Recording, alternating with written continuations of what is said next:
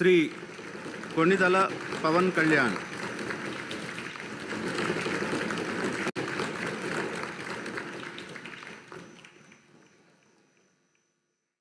కొణిదల పవన్ కళ్యాణ్ అనే నేను శాసనసభ సభ్యుడిగా ఎన్నికైనందున శాసనం ద్వారా నిర్మితమైన భారత రాజ్యాంగం పట్ల నిజమైన విశ్వాసం, విధేయత చూపుతానని, భారతదేశ సార్వభౌమాధికారాన్ని, సమగ్రతను కాపాడుతానని, నేను స్వీకరించబోయే కర్తవ్యాన్ని శ్రద్ధాశక్తులతో నిర్వహిస్తానని దైవ సాక్షిగా ప్రమాణం చేస్తాను.